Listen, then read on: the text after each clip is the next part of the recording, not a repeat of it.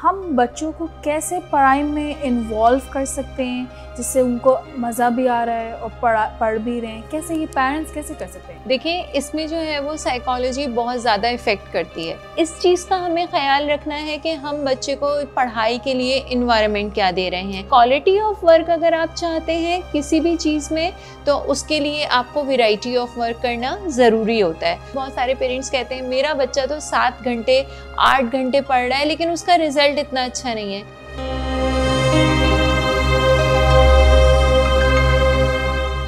अच्छा, पढ़ाई के नाम से बच्चों को बोरियत होती है ना? Is that true? तो हम बच्चों को कैसे पढ़ाई में इन्वॉल्व कर सकते हैं जिससे उनको मज़ा भी आ रहा है और पढ़ भी रहे हैं, कैसे ये पेरेंट्स कैसे कर सकते हैं ये? बिल्कुल, देखिए इसमें जो है वो साइकोलॉजी बहुत ज़्यादा इफ़ेक्ट करती है।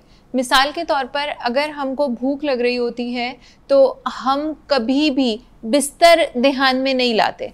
हम हमेशा डाइनिंग टेबल्स और जो क्रॉकरी है वही चीज़ें ध्यान में लाते हैं। बिल्कुल इसी तरह अगर हमें नींद आ रही होती है तो हमारे ध्यान में एक नरम बिस्तर और रिलैक्स बेड आ रहा होता है। हमारे ध्यान में कभी भी रीडिंग टेबल, कंप्यूटर, चेयर नहीं आती।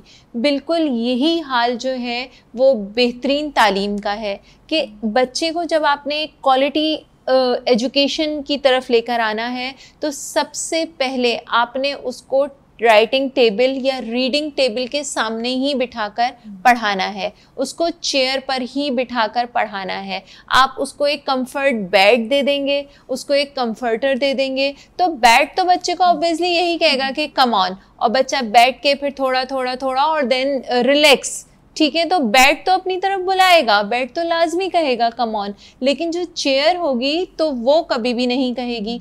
तो इस चीज़ का हमें ख्याल रखना है कि हम बच्चे को पढ़ाई के लिए इन्वायरमेंट क्या दे रहे हैं, क्योंकि चेयर और टेबल पढ़ने के लिए बनाया है लेकिन बिस्तर नहीं बनाया है, तो घर में भी वही माहौल दीजिए। दूसरी और एक अहम बात ये है कि अगर आप ये चाहें कि आपका बच्चा 7 घंटे 8 घंटे स्कूल से पढ़कर आया है और खाना खाने के बाद फिर मज़ीद 6 घंटे 5 घंटे वो वही काम करे, तो नहीं, हमारा दिमाग वैरायटी ऑफ वर्क मांगता है। ठीक है, क्वालिटी ऑफ वर्क अगर आप चाहते हैं किसी भी चीज़ में तो उसके लिए आपको वैरायटी ऑफ वर्क करना ज़रूरी होता है।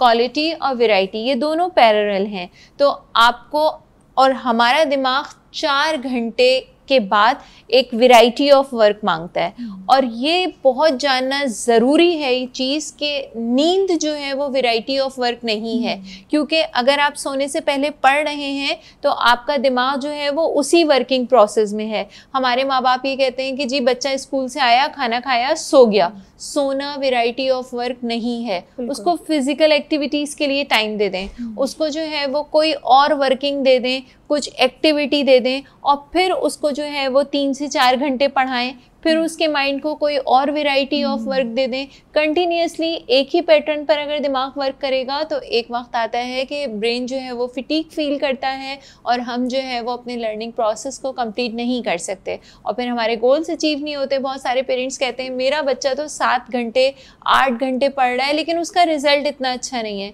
तो उसकी वजह ही यही है कि 3 घंटे 4 घंटे के बाद उसका माइंड स्टॉप हो गया है। अब वो नहीं समझ आएगा, उसको जो वो याद कर रहा है वो नहीं कर सकेगा। तो वैरायटी ऑफ वर्क देना बहुत ज़रूरी है अगर आप क्वालिटी ऑफ वर्क चाहते हैं तो।